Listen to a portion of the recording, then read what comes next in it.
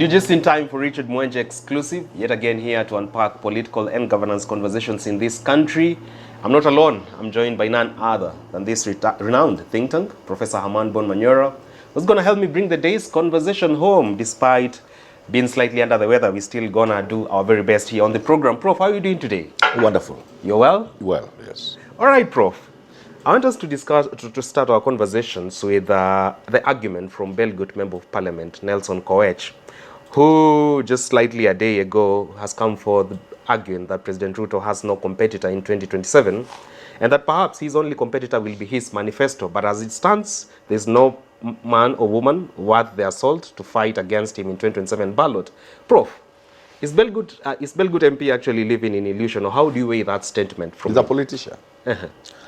The days of Muhammad Ali, Cassius Clay, then Muhammad Ali, a bit of Mike Tyson. I used to follow boxing bouts, heavyweight champions, Foreman in the Rumble in the Jungle in Zaid and DRC now. A couple of days before the main match, there is always this event where the two boxers meet for the final weighing and they exchange words. So everybody says what they want to say. But at some point, one man will go on the floor. And the ref will count up to 10. The guy can't wake up. So Belgut's MP is right. So this is a strategy to invoke fear. Mwamba ngoma uvutia kwake. So he's cheering his team. It's quite acceptable. Cheering his team. Yeah. Would you then say perhaps that is also part and parcel of what you've always termed as a political sycophancy, that even despite the realities of the day, someone still plays? Yeah, those are the people who spoil somebody's chances. Yeah. You need to be, you know, this is a tribally charged country. And more so, and it's never more evident than when we are in a politically charged atmosphere like now. You know, 2027 is already with us.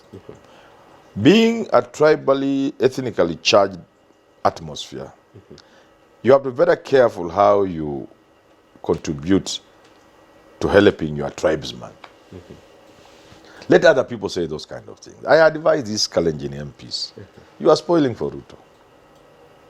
I'm telling you, I advise them. Moi had Nasir. Nasir was not a Kalenjin. Okiki Amaya was not a Kalenjin. Karuki Chotara was not a Kalenjin. Only Leitich was a Kalenjin. You have to balance these things. Cheriot, my friend, very good friend of mine. We used to be with him on show and still good friends. Engineer Sudi, a very good person. Nelson Koech, very good friend. These are my people, I know them very well. I'm advising them. Cheralgei learned a bit. I'm advising Koech Nelson, MP for, is it Belgut? Belgut, yeah. I'm asking Senator Cheriot, and I'm asking people like Oscar Sudi, you spoil for Ruto. Because you are a Kalenjins. Let other people, let Ishungo fight for Ruto. When Sudi goes head on with Gachagua, he makes it worse. But don't you think this is Kenya? This is Kenya, and this is a tribally child society. Let other people hit for you. The way Ishunga went to hit at Natembe, I didn't like it, I was there, I didn't like it. But you see, that's better. It's somehow another person doing it. Although that was bad because of going to other people's home and doing that. But in terms of defense, very serious defense for the presidents, it should not come from Kalenjin people. But then I'm just advising them for free. They are such a mean people, they can't even buy you a cup of tea. But I'm advising them for free. You're making it worse for the president. Let other people fight for Ruto, not you people. Rightly put. Hi there. My name is Nongo Njao, property consultant at 1442 Kusini. We are a new project coming up in South B, Sana area. We are close to Mombasa Road, about 700 meters to Mombasa Road. We also have a bunch of amenities around us, schools, hospitals, mosques, churches, and Capital Center is only a stone throws away. I will want to tell you about our one bedroom, which is going for 5.45 million, and our two bedroom going for 7.45 million shillings. Our two bedroom is a master and suite, and all our units feature Adobe areas. Next weekend, we are going to be having our open day on the 15th of February 2025. I want to invite you who is looking for your first home or you who is looking to add on to your real estate portfolio. please make your way to our open day. We are going to be having discounts. We're also going to be having mortgage representatives from cooperative banks to take you through the mortgage that they have on offer. There's going to be great food, and all in all, it's going to be a great forum to network and meet somebody new. Let's see you on 1442 Kusini next Saturday for our open day. But Prof, remember, there is a quota who believes by the virtue of Oscar Sudi and the president's tribesmen not fighting for him, that they pass off as traitors in the temple, that you should fight for the son of the community. How do you weigh that argument? There are ways of fighting. Be less visible in the public. Be less visible in the public. Be the kickmaker behind the scenes. Yeah, be less visible. Less visible. That is the rule of the thumb. Yes. Simple. Those two things, they are helping Ruto, actually making things very bad for him. It makes sense then. Prof, I want to understand something. The MP for Belgood father claims that by public service CS Justine Muturi coming forward and bringing to fore the naked and ugly side of the government with regards to its attempts to tamp down on abductions in Kenya, that public service CS has already dug his political grave per se and written his political obituary, and that he should do the honorable thing and resign because he has dared the president is going to be sacked from cabinet in a few days' time. Do you think that's something that should come from the president's allies? I have said before, the president should ignore Muturi. Don't play into his hands. You sack him, you make him a hero. But how then do you work in the same cabinet And with someone? you increase the anger in the mountain area. People who are still not quite with Gachagua and Kina Muturi, they all go there. Now you remain completely locked out of the mountain. Ignore Muturi. So then again, how do they serve in the same cabinet with that toxic When people can't differ. People can even fight. This is just Muturi talking. People have fought in cabinets. Moving, pap, pap. And they continue being members of cabinet. So what are you talking about? So it's about ignoring. No, we are used to people singing the same chorus. Rigathi, this is Rigathi man. He knows how to present information.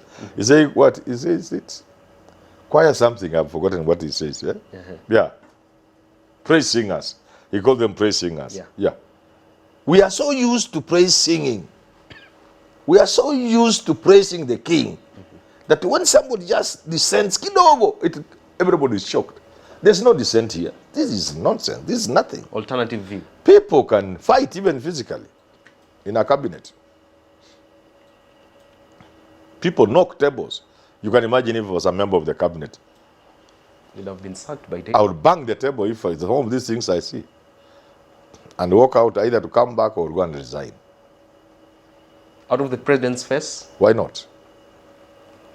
Only Mother Karua has dared such. Yeah, why not?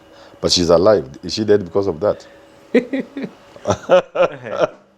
Nothing. You know, people must we must disagree occasionally, but with the decorum. I have not heard Justin Muturi insult the president. Have you heard? Not yet. Have you heard? Not quite. His voice is out there because we don't know what other things he did before he came public. Do we know? But if his story is true, that it took the president to have his abducted son released, as a human being, he would have thought those things will stop there. Because now they are out there. Now people know. If it is true, I'm underlining the word if it is true. Therefore, if many months after that, these things continue, there will be nothing wrong with Muturi coming out to say what he's saying. There would be better ways of doing it, I'm sure. But we don't know what other ways he has tried. All right. Yeah. Moving on swiftly, Prof. A while ago, Deputy President Kithure Kindiki has come forward and taken concern with critics of the government, saying that whatever Kibaki did in his first term of office, President Ruto has achieved the same in under 2 years of his tenure this far. And just a few days ago, he has also asked people to criticize the government fairly and appraise them fairly. This far, do you think people are criticizing the government based on baseless claims? I heard somebody say, I don't know who that was, that Kenyatta did this, Moi did this, and they managed to do so much in 60 years. Wanataka mtoto ya mtu afanye hiyo mambo in 2 years. Who was that? I can't remember. I like what was being said so much. I didn't bother about who was saying it. Mwataka mtoto ya mtu afanye in 2 years. There's an element of truth in that.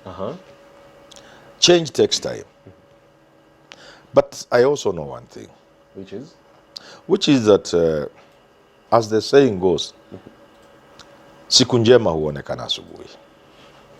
Siku njema huonekana asubuhi. Na dalili ya mvua ni mawingu. Mawingu yapo? Sasa, if we want to believe you that in 5 years, or after 5 years, you'll be able to do ABCD, as one of my lecturers used to say, God rest his soul in eternal peace. We must see some indicators. Now they are quoting Kibaki. Let's just use Kibaki then. In the first days in his office, Kibaki sent a clear signal that he was serious about changing the country. How did he do it? When you looked at his cabinet, it was a clear testimony. Here was a serious Kenyan engaging in the serious business of changing the country. His cabinet reflected the face of the nation? Yeah, not the face. I don't like this thing of face.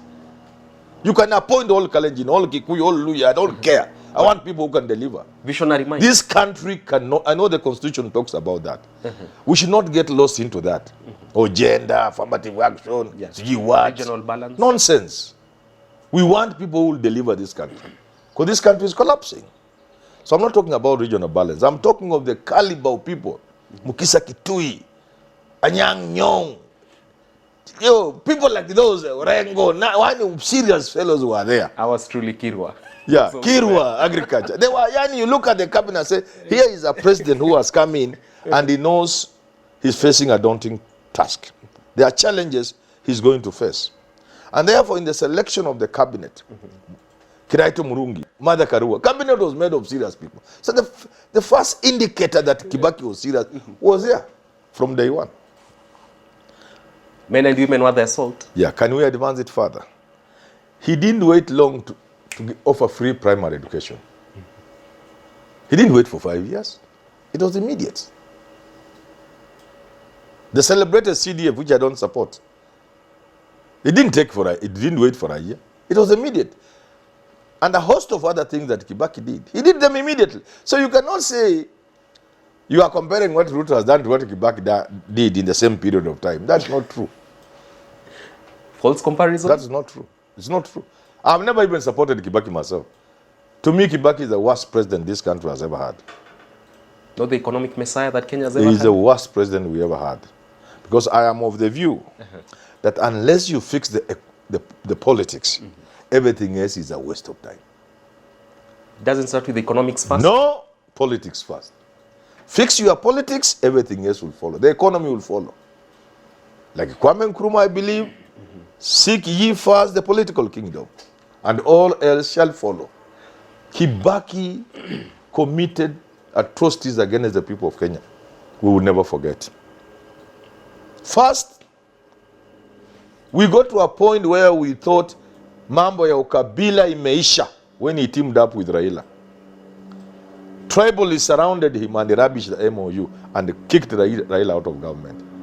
That is the worst mistake that ever happened to this country. Because by now, as you sit here, hii kitu ya ukabila hata ingekuwa hata tukumbuki. We had a chance of a lifetime to deal with the tribalism. Kibaki messed us by listening to tribalists. Come 2007. Sure. We were testing ourselves as a really upcoming democracy after Kibaki took over from Kanu. And we were so sure, just as he won in 2002, and the Moi gave in, many people thought Moi was not going to hand over power. I'm not making, this is not fiction. People like Mkisa Kitui wanted to swear Kibaki in the same day. In fact, they hurried the swearing in of Kibaki thinking Moi will stay in power. In fact, the dignitaries the government was inviting and had even invited couldn't make it because the swearing in was hurried on 30th of December. I get it. And he took power. I thought Kibaki will do the same to enhance the newfound democracy. That in 2007, after losing, as a gentleman, he would take a walk. But he allowed a few crooks around him to tell him to hang on and stick to power. So Kibaki is the worst president we have had in this country. The worst. Makosa ya Moi na Kenyatta na nani combine. Hawezi fikia Kibaki. Isn't that an overstatement from you? No. And I'm speaking in public. But I'm saying at the same time, let nobody compare what Ruto is doing to what Kibaki is doing. The government believes... I want to add something else. Sure. I've told you about 3 things. I've told you about the cabinet, send signals that he's serious. I've told you about CDF, I've told you about free primary education.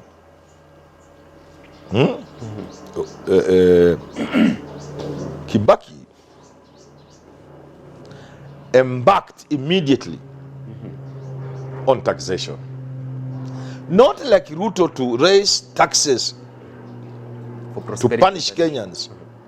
Because Ruto's taxation is actually punishment. You can't describe it in another way.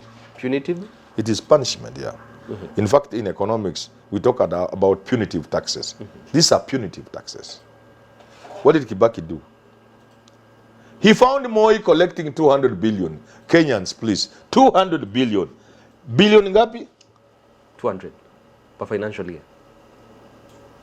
He immediately put measures in place to double that, treble that. And in 5 or so years, we were collecting several times that amount of money.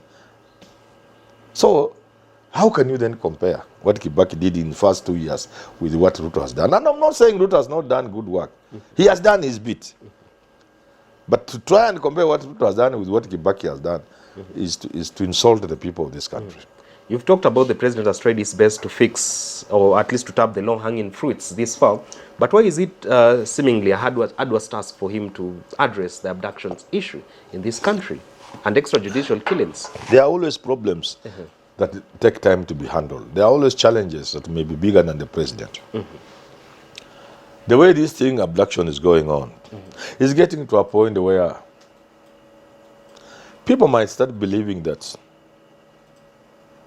those in government may not be in control the way they should be in control. Because where the abductions have reached, and this is my free observation, free advice. Either government should have ended it by now or by yesterday, if it was involved, or even if the government was not involved. By now, it has had sufficient time to crack it and stop it and arrest the perpetrators and bring them before book. The time and the anger and the agony and the suffering and the pain and the shame,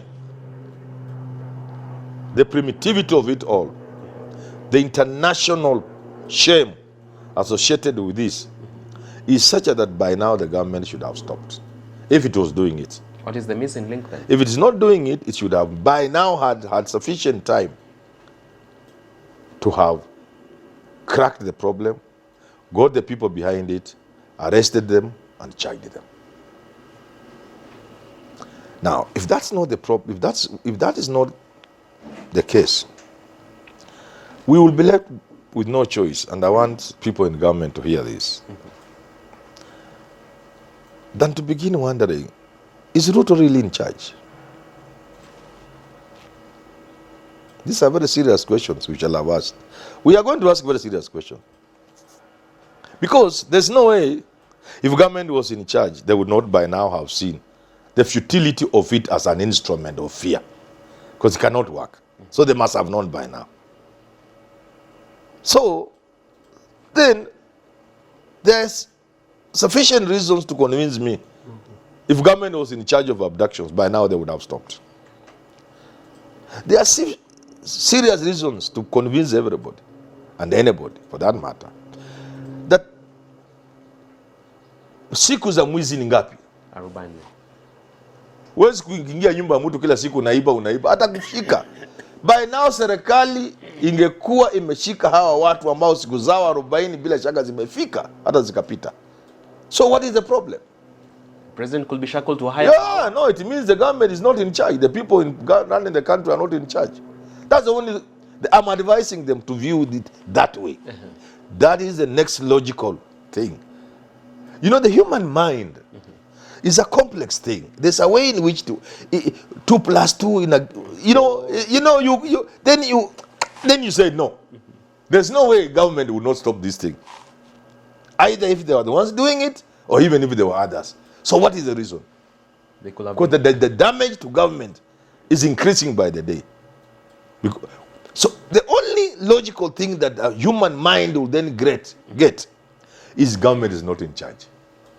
So this is my advice to government. Don't plant that thing in the mind of Kenyans that you are not in charge. Address it now. Now. If not yesterday. Yes. Because that's the only thing that Kenyans are left with. Is government really in charge? Is Ruto really in charge of the country? He must, I give them free advice because I love this country. And they know Manyora doesn't mean any harm to anybody. A patriot at heart. Patriot at heart. I just say good things for this country. I would be happy if Ruto succeeds. Oh, really? Yeah. Because if Ruto succeeds, then I'm sure my grandchildren will live in a good country. So I will be happy. I can support Ruto myself. Yeah, to succeed, not to do bad things. Okay. So, and I'm not alone. There are many people, even his critics. I'm not his critic, but even his critics who will be willing. Raila is with him now. I hope he's with him to help him succeed. Not play games with Kenyans. And therefore, as a patriot at heart, as a man who loves this country, I want to inform the president and those in government, and this is coming from me, that the only conclusion Kenyans are going to draw, and must by now be drawing, is that you people are not in charge. There is nothing worse for a government than for the citizen to get to a point where they believe government is not in charge. All hell shall break loose. Yeah, it's never good for any government. Lose everything else, but cling on to one thing. We are in control. That you are in control. The moment a president loses that, the people have that perception the president is not in control. That's it. It's finished. Everything is gone. Everything is gone. Everything. You can lose anything.